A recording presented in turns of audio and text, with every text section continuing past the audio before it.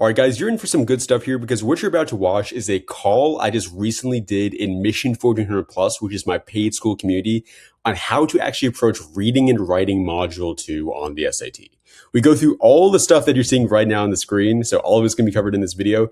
And we have some really good gems in here that I really don't hear many people talking about online. So hope you enjoyed this. Hope you get some value out of this. If you want to join Mission 1400 Plus for free, we have a 7-day free trial right now. Check the link in the description. Let's get into it. Tonight, I'm going to be talking about reading and writing module 2. So if you were here last week, I guess it was last Thursday, we talked about math module 2. Now this is just the exact same thing for reading and writing. And specifically, this is on the strategy for how to approach this stuff. So the thing with this is I'm not going to be talking about any specific problem types in this video, except for to describe the strategy in a few places.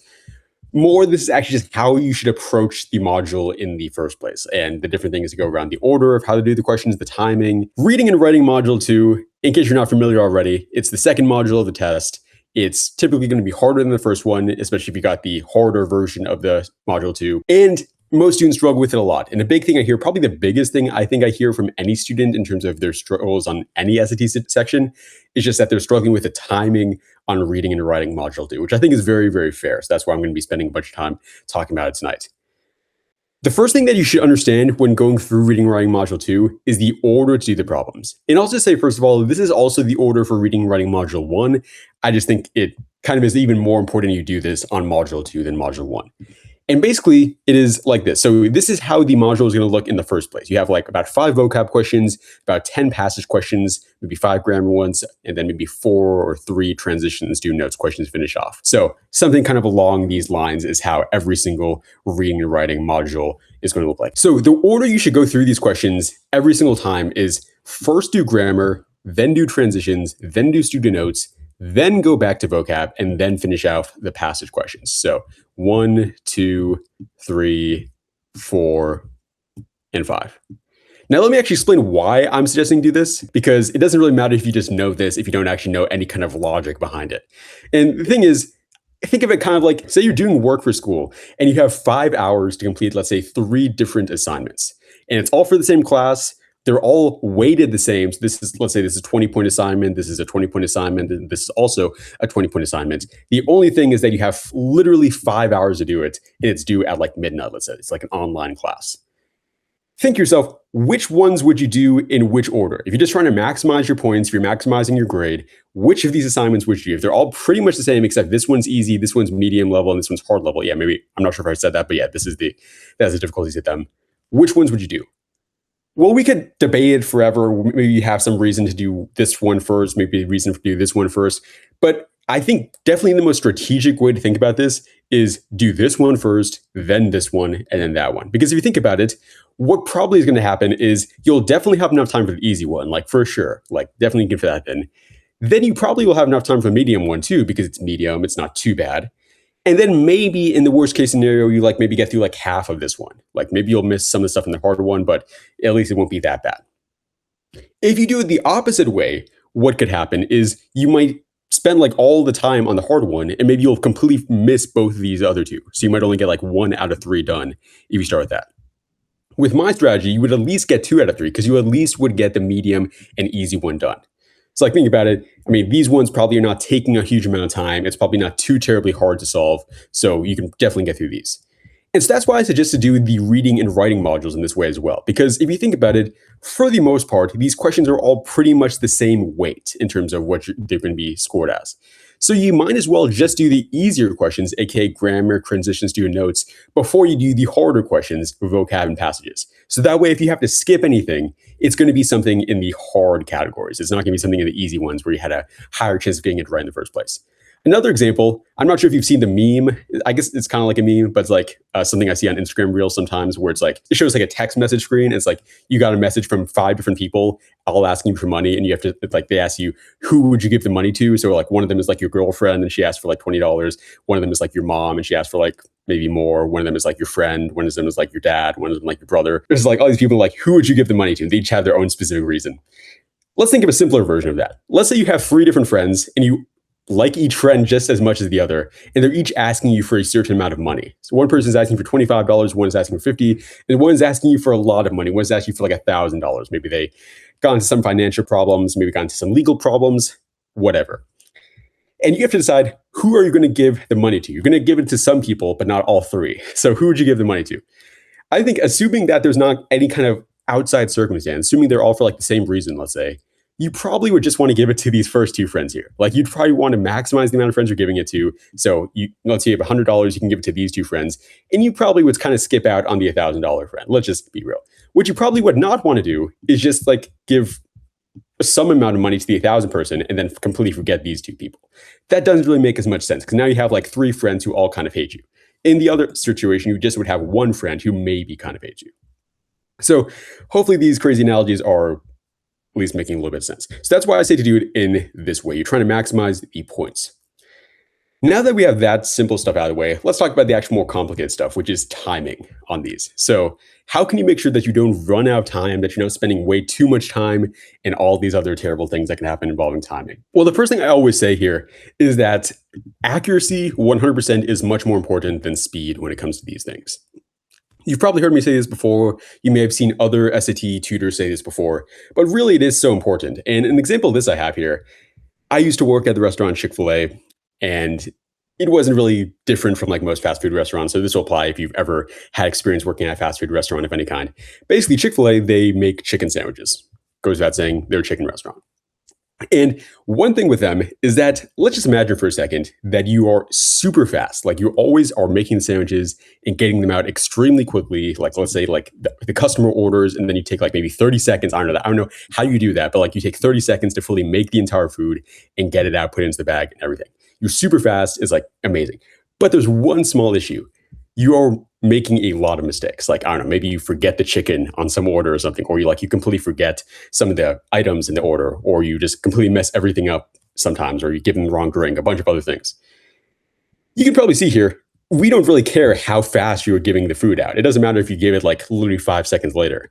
If it was completely messed up, nobody really cares, and they'll still probably hate you, and they'll think that the restaurant was bad. Meanwhile, on an opposite situation, what actually usually did happen for us is that it would take like actually quite a bit of time to get the food. Like maybe it could even take as much as like 10 minutes to make the food and get it to the person, which is obviously pretty high for fast food. But at least it was actually like pretty good. Like we at least had like a pretty high accuracy. The people, they liked it. They felt good about it. They didn't absolutely hate us for doing it, even if it did take a bunch of time and they got maybe a little bit mad in the drive-thru. And so you can see here, it matters a lot more the accuracy than speed. And this obviously is the case on the SAT as well. Like if you are doing every single question and you're always finishing 10 minutes early, but you're doing just terribly on them, then you're probably still going to be struggling. You're probably still not going to get a very good score. Meanwhile, if you do a very good job, but you just end up having to skip a few questions, you might not get a perfect score, but like at least it's going to be a lot higher than it would have been otherwise. So let's think about how this actually applies to the reading module. So I told you the order to be doing the questions in. The way you should think about it is kind of like this. Do all the grammar questions, all the transition, all the student notes as fast as you really can. I'm not saying to spend like 5 seconds on each one and just immediately like skip past it, like skim over it, do like no work. Don't be like a Chick-fil-A worker who just skipped over everything. Instead, I'm saying like, take time, but like don't go overboard on these questions. Don't like spend a crazy amount of time on these. If it's a question that should take only 20 seconds, only spend the 20 seconds on it for sure. So don't like reread it, redo all these different things. Just go through these questions. And then vocab and passages, more specifically passages, is the one where you really can do some of this other kind of stuff. So first 4 sections, just group vocab in those other ones. I don't know really why I said that. Vocab is also like those other 3. Passages, though, once you get to these questions, more the idea is this. You want to go through these questions the first time, and then if there are any ones that you can tell are especially hard or especially difficult, save them for the end. So let's say like you go through question 13 and it's like a very hard question. Just save it and come back to it later. Let's say question 10 is really hard too, and question 15 is hard. So save some questions for the end. And I'll give some examples in a second of what this might look like. Then, of course, go back to them and try to finish off those questions. So do question 10, do question 13, do question 15. But one thing that's worth mentioning is that it's okay if eventually you decide maybe like a couple of these, you end up just choosing a random answer for. Like, let's say you finish question 10 and you now have like less than 20 seconds left for the test. Obviously, it's not a good idea to like try to really do these questions because you're not going to have enough time. You might as well just pick like A for this and A for 15. And you may still get them right. Like it's a multiple choice test. Like you could just still get it right, but you're just not going to actually spend any effort on it. And this really makes a lot of students kind of worry a little bit. They think that's not a good idea to skip questions because they've always been told maybe their entire lives that you should never skip the thing. You should never, gloss over stuff. But in actuality, it's almost always a good idea to do this. Unless you literally are like in the 1500 plus level already, it's probably not going to be, necessarily the best idea to always answer every single question. It's a better idea to skip over some of these and then have more time on the other stuff. Go through all these, don't skip any questions on any of these. Then when you get to passages, skip some and then come back to those later. But if you eventually have to just like give up on a couple, that is okay. And kind of accept that going into that you may have to skip a few at the very end of the test. Now, as for which questions you should skip, the way I think about it is like, if you have these 4 questions, let's say like these are literally 4 questions on an SAT. I would definitely say save this one for the end, save this one for the end, but do these 2 just like the first time. Now, as for why I'm saying that, you probably can tell. It's like this one is like two passages, cross-text connections. Those are always just going to take a lot more time and probably be a lot more convoluted and complicated.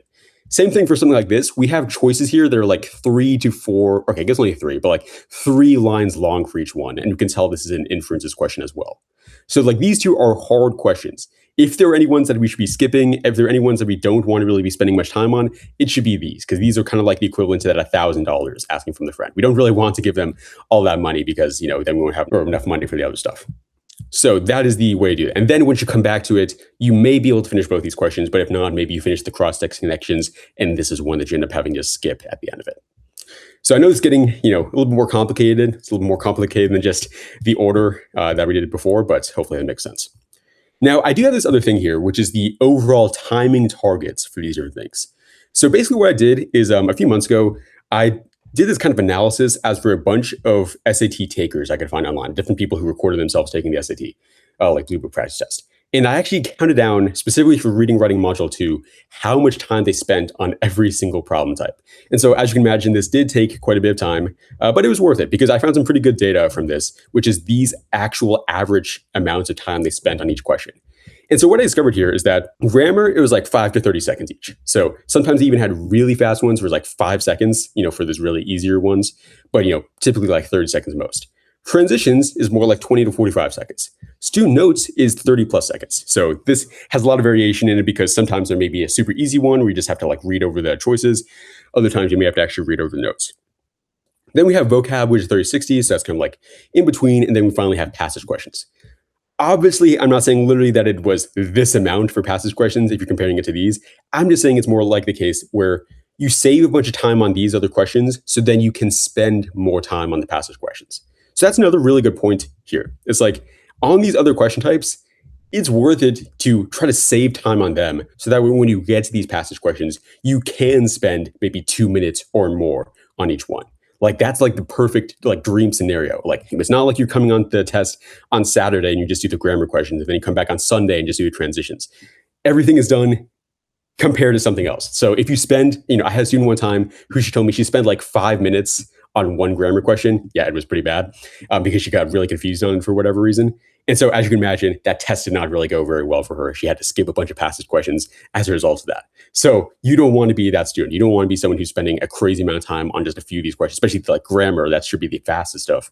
And then as a result, you have to spend a lot less time on the stuff you really wanted to. So that is the other thing. So I'm also not saying here that you have to for sure be at these time intervals. This is more like the goal, but this just hopefully shows you how you should think about it. Save time on these first 4 so that we can have more time on the passage questions at the end. Okay, now probably the most important thing that I need to mention here is how to actually improve timing in the first place. This is probably what you really are thinking about as I discuss all of this. How can we actually get faster with this stuff? Well, a lot of people think that there's like some kind of secret method for this. Like I've definitely heard a lot of people say like time drills. So like maybe they set a timer for like 20 seconds and they see, okay, can I do each question in 20 seconds or less? Or some people might have like some other like methods that they use. Like maybe they skim over some stuff in passage questions. Like maybe they just read the first sentence and the last one and they skip everything in between. I am here to tell you that really both of these things and anything else like it is almost definitely not going to be a good idea. And the way I think about it is kind of like a doctor. So, I mean, I think we've all been to a doctor before. When you have a doctor and when you give them some kind of explanation of your problem, no matter what it is, they probably are able to give you a good explanation of the diagnosis in a very, very short amount of time. Unless it's like some kind of unbelievable, like, hantavirus level stuff that's like never been discussed before, they probably can just like look at your thing and just say, okay, this is probably what's happening. And they can just look at it, very, very short amount of time. And if you think about it, though, this is like really hard what they're doing because it's like they have to consider what you're saying, different factors that you may be missing out on, different stuff that could be happening in your body, different, random things, the names of all these different things, how each of the stuff works together, different body systems that they're forgetting about. They have to consider all these crazy different factors. And somehow, despite all of that, they're still able to give you a thing like pretty much immediately, like let's say like 30 seconds after you tell them, maybe at the most. So how do they do that? Well, I think it's pretty obvious. It's because they have literally so much experience with this stuff. They have been studying it for maybe 5+ years at minimum, more like probably 10 for most of them. And they've seen this stuff so many times. They've worked with so many people. They've seen so many diagnoses before. They've given diagnoses so many times before. They've probably seen the exact same thing that you're coming in with before. And so as a result, they can just do this very, very fast. And so if you think about it, the only reason they're able to is because of the experience. It's not like they sat down one day and they just like drilled themselves and they try to see, hey, how many diagnoses can I give in like 30 seconds or something like that. Maybe they did that as like for an assignment. Maybe they were told to do that like as a practice for one time, but it probably wasn't the major thing that resulted in them being able to do this. It's more just, again, the experience. It's also not like they are skimming over anything. It's not like they just like hear the first thing of what you say and like forget everything after that and give you a diagnosis based off that. They are thorough. They're comprehensive. And so this is how you should think about timing on these as well. I know it's generic. I know it's boring, basic advice, but truly it's the kind of thing where as you practice more, you naturally will get faster. You can think of it as like, I heard something online where it's like your SAT score is determined by how many novels you read growing up. And the thing that they're trying to say with that is that when you have more experience, when you have more practice, the stuff is just faster and is just easier than it would be otherwise. If you read a novel every single week, you probably will find these passage questions faster and easier just because you have so much experience built up. Now, if you never read, though, and you don't even do passage questions, it's probably going to be significantly harder. You're just going to struggle just way more, and then you might think that timing is your issue when in actuality it was more like this. So hopefully that makes sense. And then, one more thing that's worth mentioning with this, though, is that it's not just the practice. It isn't just how many problems you do. Because think about it like tying a tie. Let's say that you learned how to tie a tie, but you learned it very, very badly. Like the tie ends up looking like something like this when you tie it. Obviously, it doesn't matter if you try that exact same thing, even like 100 times. All you're going to get is get really, really good at tying a tie badly. You will be a pro at tying it in this crazy, unbelievable way. So you do have to make sure, first of all, that you are doing these with the right strategy. So I talk a lot in the reading and writing course here on the actual process for each of these questions. Do make sure that you actually are using these right strategies before you just go into the practice, because it is the case that like if you are using the right strategies, you will improve, you will become faster, you will become better as you do more. But if you're not using the right strategies, then you might just end up getting really good at doing it badly, and you may still keep struggling even after a lot of time spent on this. So keep that in mind as well. That is the major stuff for the reading and writing module 2. As a reminder again, almost everything I said here also applies just as much to module 1.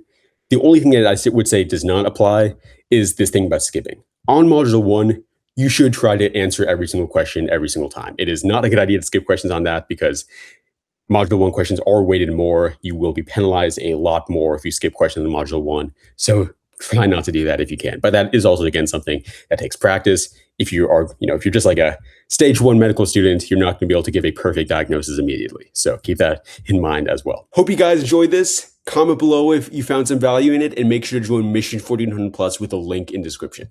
All right, guys, hope you do well in the SAT, and make sure to always stay Gucci.